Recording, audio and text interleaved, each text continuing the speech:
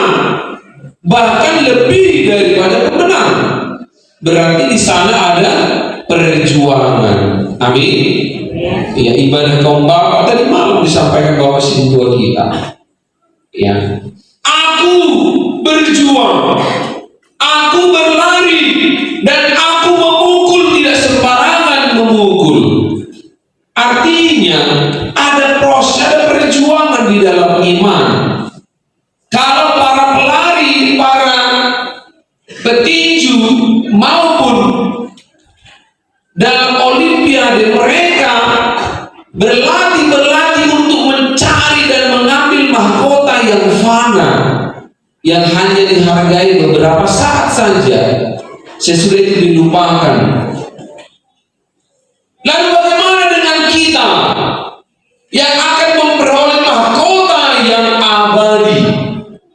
Artinya kita harus lebih lagi untuk berjuang di dalam hidup. Puji Tuhan, Tuhan yang berjanji, aku ada bersama dengan kau. Itulah yang menguatkan hati murid-muridnya.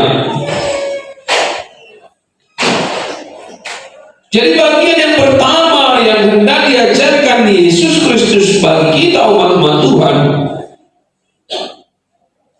Tuhan ada menghibur hidup kita. Jangan takut. Puji Tuhan. Ayat yang pertama, jangan gelisah hatimu, percayalah kepada Allah dan percaya jugalah kepadaku. Percaya kepada Allah. Untuk mengalahkan ketakutan, kita percaya pada perlindungan Tuhan. Amin. Sama seperti si El ini, ya, anak kita si El Nathan. Kau kasih duit sama dia 1 juta, dia akan menangis kalau ditinggalkan bapaknya sama mamanya. Kau letakkan aja di warungnya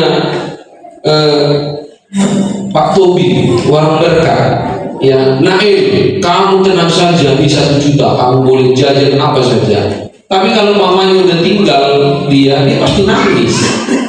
Artinya uang itu tidak membuat dia betah. Seperti itulah kita sebagai anak Tuhan. Uang itu tidak menjamin, harta itu tidak menjamin bahwa hidup kita akan tenang, hidup kita akan baik-baik saja. Tetapi anak kita si El ini ketika dia di pangkuan papanya atau di pelukan mamanya, dia akan aman, akan nyaman, karena dia percaya sepenuhnya bahwa orang tuanya akan melindungi dia. Demikian kita sebagai anak-anak Allah, kita akan merasa nyaman, kita akan merasa tenang ketika kita ada di dalam genggaman Tuhan. Puji Tuhan.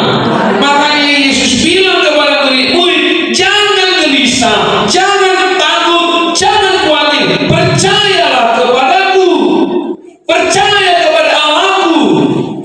Percaya artinya bukan hanya tahu, bukan hanya paham, tetapi percaya itu lebih mengarah kepada bersandar, bergantung, menyerahkan semua ketakutannya. Kalau sudah ada di depan papanya, dia akan nyaman. Dia bergantung sepenuh seperti anak kecil yang ada di depan orang tuanya. Dia aman, tiada yang kurang. Amsal 3 ayat 5. Ini sering kali disampaikan firman ini, bahkan juga muncul dalam tulisan-tulisan maupun kata-kata motivasi. Bisa ya, Amsal 3:5 dan firman, percayalah kepada Tuhan dengan segenap hatimu dan jangan bersandar kepada pengertianmu. Mengalahkan ketakutan ini adalah dengan percaya, bersandar kepada Allah, bukan bersandar kepada pengertian kita. Karena pikiran kita ini terbatas. Pikiran kita itu identik dengan hal-hal yang kelihatan. Hal-hal yang kelihatan itu tidak bisa menjamin. Tetapi percaya di sini adalah bersandar sepenuhnya. kepada pemilik hidup. Jadi Bapak Ibu Saudara yang kasih dalam Tuhan Yesus Kristus, hal yang pertama yang ditegaskan oleh Yesus kepada murid, percaya sepenuhnya, bersandar sepenuhnya, bukan pasif tapi aktif. Ya, kita melakukan pekerjaan kita, aktivitas kita, kegiatan kita, tetapi sesungguhnya pemeliharaan hidup kita itu dikerjakan oleh Allah. Puji Tuhan, aku memberi kekuatan kepada engkau untuk melewati masa-masa yang sukar itu. Kemudian hal yang kedua, di rumah Bapakku banyak tempat. Dia yang kedua, di rumah Bapakku banyak tempat tinggal. Ini disampaikan Yesus Kristus menjelang detik-detik akhir dia akan menuntaskan misinya di dunia ini. Karena Yesus datang ke dunia bukan menjadi raja. Karena Yesus datang ke dunia itu adalah sebagai seorang hamba, di mana misinya adalah menyelamatkan manusia, mengembalikan gambar diri manusia menurut keinginan Allah. Dan hal itu hanya bisa dimungkinkan ketika Yesus Kristus menyerahkan nyawanya sebagai ganti dosa-dosa umat-umat manusia. Puji Tuhan. Karena apa? Roma pasal yang ke-3, sebab upah dosa adalah maut, kematian. Harus ada kematian, harus ada pengganti. Ya, ini juga kami sudah sampaikan di pemuda. Tidak ada alasan lain bagi Tuhan mengampuni dosa kita kecuali ada korban. Itu sistem yang sudah ada dari sejak perjanjian lama. Ketika Adam dan Hawa jatuh dalam dosa, Kejadian pasal 3 ayat 21-22 di sana dikatakan, maka Allah menyembelih seekor binatang lalu mengganti pakaian mereka dengan pakaian kulit domba itu, pakaian kulit binatang itu. Karena sebelumnya Adam dan Hawa mencoba menutupi dosa mereka dengan daun pohon ara. Itu usaha yang sia-sia, itu tidak layak, itu usaha yang dikerjakan manusia sia-sia. Maka Tuhan menyembelih seekor domba, disembelih lalu dibuat pakaian menggantikan daun-daun ara yang dipakai oleh manusia pada waktu itu. Demikian keturunan pertama, generasi pertama Kain dan Habel, ketika beribadah membawa persembahan kepada Tuhan, Kain membawa persembahannya dari hasil jerih lelahnya, hasil pertaniannya, hasil dari perkebunannya. Tetapi Habel membawa seekor anak domba lalu mempersembahkan kepada Allah. Dari dua konsep persembahan ini, yang berkenan di hadapan Allah adalah pengorbanan anak domba, dan itu terus dilakukan. Abraham mempersembahkan seekor anak domba sebagai ganti anaknya Ishak. Demikian juga Musa ketika membawa bangsa Israel keluar dari Mesir, mempersembahkan, setiap keluarga harus mempersembahkan seekor anak domba.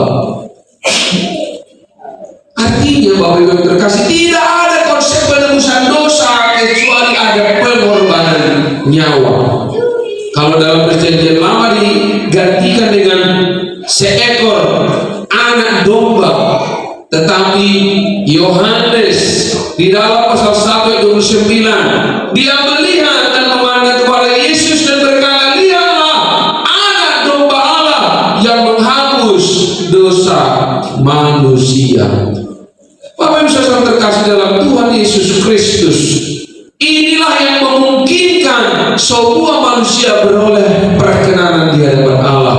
Ketika kita sudah dibalut, sudah ditutup bungkus dengan darah Yesus Kristus, maka Allah memandang kita bukan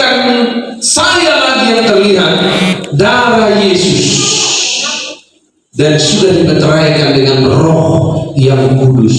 Puji Tuhan. Inilah konsep penebusan di dalam iman Kristen. Yang dipandang Tuhan bukan lagi engkau manusia yang fana, bukan lagi engkau manusia yang terbatas, melainkan Roh Anaknya yang ada di dalam engkau melalui penumpahan darah dalam Kristus Yesus. Oleh sebab itu, Bapak Ibu saudaraku yang saya kasihi dalam Tuhan Yesus Kristus, di sini dikatakan di rumah Bapakku banyak tempat tinggal. Oh, ini berbicara tentang surga, berbicara tentang tempat. Banyak tempat tinggal menunjukkan keterbukaan, menunjukkan kasih yang sangat luas dari Allah itu. Artinya di sana tidak akan ada lagi kekecewaan, tidak akan ada lagi penolakan, tidak akan ada lagi kesepian, tidak akan ada lagi kengerian. Banyak tempat, artinya cukup untuk semua umat manusia. Tuhan menyediakan tempat kasih-Nya yang luas, pengampunannya yang tanpa batas. Dan ada lagi di sana penolakan, di sana tidak ada lagi kekecewaan. Kalau di dunia ini pasti ada penolakan, betul? Di dunia ini pasti ada kekecewaan.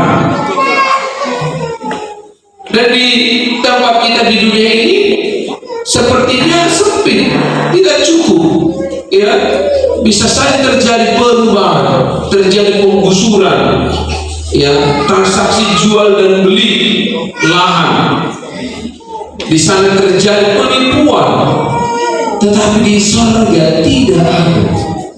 Tempat yang disediakan Allah itu cukup, damai sejahteranya cukup, kasih-Nya cukup untuk semua umat manusia. Bapak Ibu saudara terkasih dalam Tuhan Yesus Kristus, itulah tujuan akhir dari hidup kita. Itu yang membuat murid-murid semakin bersemangat.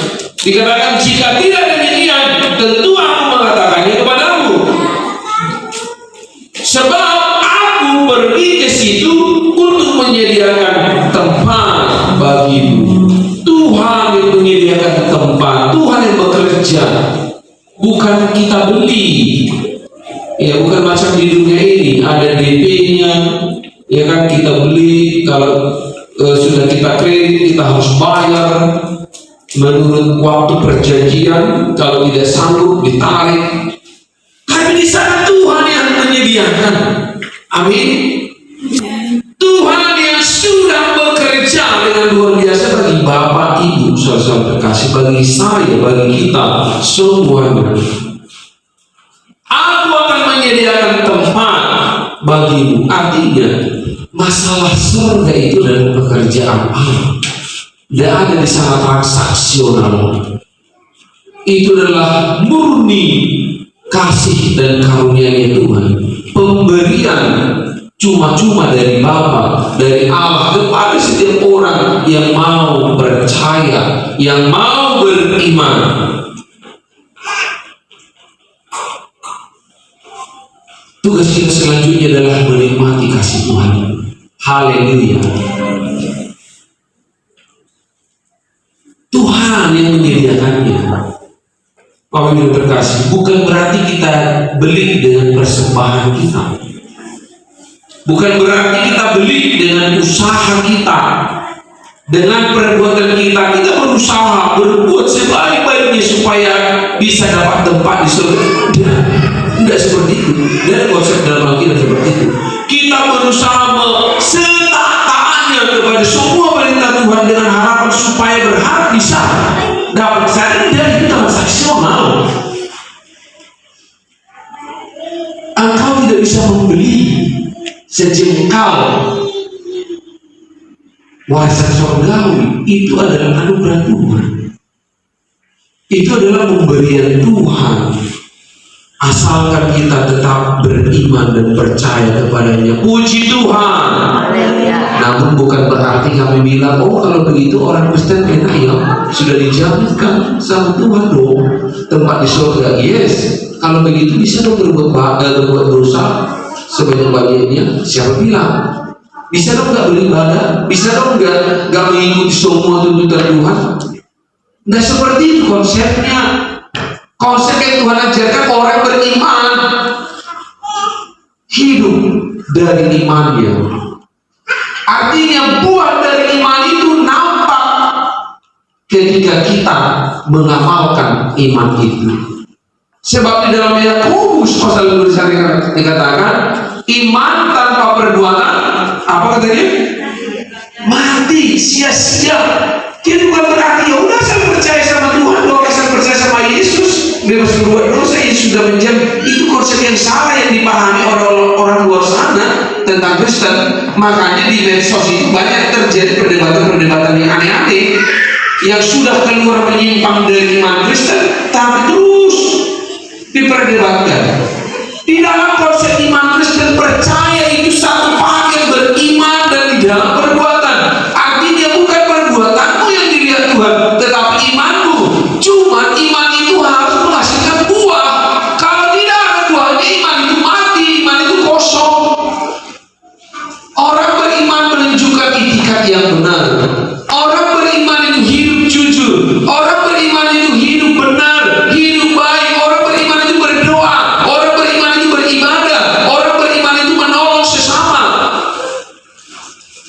Tetapi bukan buahnya itu yang ditonjolkan iman.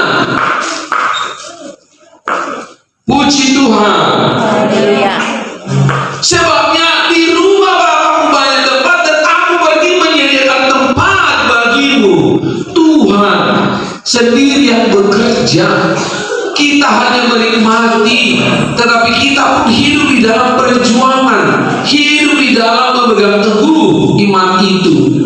Bapak Ibu Saudara terkasih dalam Tuhan Yesus Kristus, ini adalah pekerjaan yang dikerjakan Allah. Dan dia di dalam versi kitab Ibrani mengambil posisi sebagai imam Allah yang maha tinggi.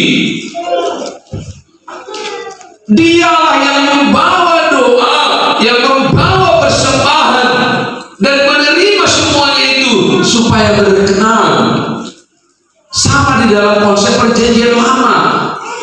Orang-orang Israel dalam ibadah orang Israel dalam konsep perjanjian lama tidak boleh langsung berhubungan kepada Tuhan.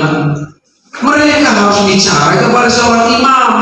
Mereka harus melalui pengantara bicara kepada imam. Kalau mereka berdosa, mereka bawa korban seekor domba lalu diserahkan kepada imam. Imamlah yang melakukan ritual ibadah itu, ibadah penyucian itu. Lalu imam inilah yang nanti masuk ke ruang kudus melakukan ritual ibadah. Dia juga yang masuk ke ruang maha kudus untuk membawa pergumulan umat Israel sehingga Allah berkenan. Namun di dalam ibadah perjanjian lama itu sudah disempurnakan melalui pengorbanan Yesus di kayu salib. Puji Tuhan. Ketika Yesus menyerahkan nyawanya pada jam 3, di sana dikatakan, maka Yesus pun menyerahkan nyawanya. Ya Bapa, ke dalam tanganmu kuserahkan nyawaku. Ketika dia menyerahkan nyawanya, terjadilah gelap gulita, gempa bumi, dan bait Allah terbelah menjadi 2. Artinya sistem ibadah keimaman di dalam versi perjanjian lama sudah dikenapi, sudah disempurnakan, sehingga kita tidak lagi melalui seorang imam dari keturunan Lewi, tetapi kita mempunyai imam besar di sorga. Ibrani pasal 9. Imam Allah yang maha tinggi, dialah yang menerima segala doa-doa kita, menerima segala ibadah kita, menerima segala perbuatan kita, yang melayakkan kita, menunjukkan bahwa kita adalah umat-umat yang beriman. Puji Tuhan. Aku menyediakan tempat bagimu, kata Tuhan. Sebab itu Bapak yang terkasih, begitu luas begitu dalam, begitu hebat kasih Tuhan itu di dalam kehidupan kita. Sebab itu bangga, sebab itu marilah kita semakin giat beribadah kepada Tuhan. Amin. Semakin giat memuji dan menyembah Tuhan karena kasih-Nya yang besar, karena pengorbanannya yang luar biasa, dan karena ada satu kepastian Tuhan jaminkan kepada kita, engkau akan dibawa masuk, saya akan dibawa masuk, kita semua akan dibawa masuk ke tempat yang abadi. Ini yang membuat kita kuat, ini yang membuat para rasul bertahan, bahkan sekalipun mereka harus disiksa, dipenjarakan, disalibkan, tapi mereka memiliki satu jaminan kepastian, dialah jalan kebenaran itu. Di dalam ayat ke-6, akulah di sini jalan dan kebenaran dan hidup. Tiada seorang pun yang datang kepada Bapa kalau tidak melalui aku. Dan ada cara lain, tidak ada jalan lain. Sebab itu umat-umat Tuhan yang ada di sidang Batam Center ini, bersyukurlah engkau sudah diselamatkan oleh Yesus, dan jangan sedikit pun berpikir untuk meninggalkan Tuhan, apalagi murtad.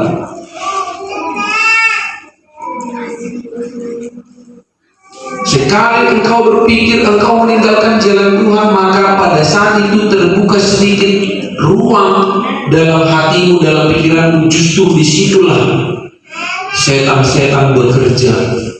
Itu yang membuat orang akhirnya gelap pikiran, gelap hati, akhirnya murtad. Bapak Ibu saudara yang saya kasih dalam Tuhan Yesus Kristus, kebenaran firman Tuhan yang menjadi dasar bagi kita untuk memegang teguh janji akan Tuhan. Dan yang terakhir, pada ayat yang ketiga bisa dikatakan, dan apabila aku telah pergi ke situ dan telah menyediakan tempat bagimu, aku akan datang kembali dan membawa kamu ke tempatku, supaya di tempat di mana aku berada, kamu pun berada. Tuhan tidak hanya menyediakan tempat, Tuhan tidak hanya membuka jalan, tapi Dia sendiri yang akan membawa kita ke sana. Puji Tuhan. Dia sendiri yang akan menjemput kita dan membawa kita sampai di tujuan. Di dalam pasal 1 ayat 18, tidak ada seorang pun yang sampai kepada Bapa, tidak ada seorang pun yang menyatakan diri kepada Allah, kepada Bapa, selain Dia yang datang dari sana. Bapak Ibu saudara terkasih di dalam Tuhan Yesus Kristus, bahwa Dia berasal dari sorga, Dialah yang tahu jalan ke sorga, dan Dia juga lah yang akan membawa. Jadi Dia semacam tour guide. Tahu ya tour guide? Seorang tour guide itu sudah tahu, sudah terlebih dahulu menjalani titik-titik atau poin-poin di mana tempat-tempat yang akan baik, tempat yang indah untuk membawa pelancong, ya. Artinya dia sudah tahu, sudah pernah dari sana. Dia bukan semacam agen, ya, yang di simpang-simpang, ya. Dia bukan semacam penjual tiket, ya. Kalau penjual tiket dia hanya menjual, ayo siapa mau ke Dumai, tapi dia tidak pergi. Tapi Yesus kita, Dia pergi ke sana, sediakan tempat, dan Dia datang lagi, membawa kita lagi ke sana. Luar biasa kasih Tuhan itu. Puji Tuhan. Luar biasa. Kalau dalam istilah sekarang, ya, nikmat apa lagi yang kau dustakan? Wah. Ya, nikmat apa lagi yang kau dustakan di dalam beriman ini?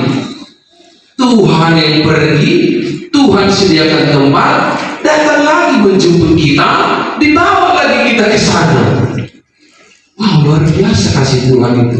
Aku akan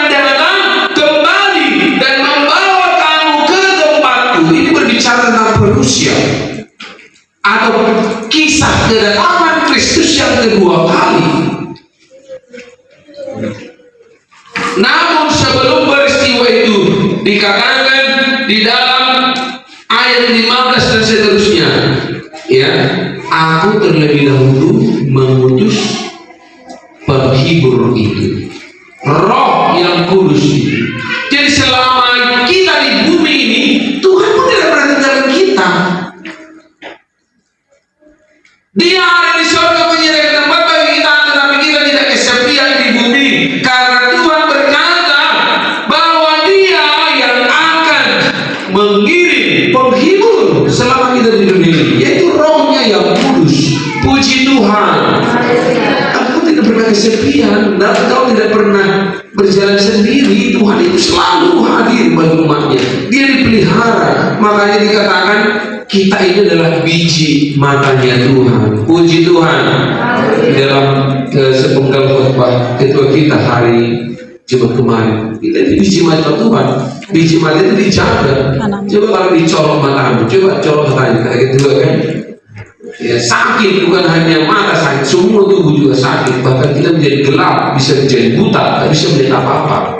Artinya betapa kita memeliharanya bagian tubuh mata ini. Demikian kita sebagai biji mata Tuhan dipelihara, dijaga terus menerus. Kasihnya yang tidak pernah berhenti, selalu mengalir di dalam kehidupan kita.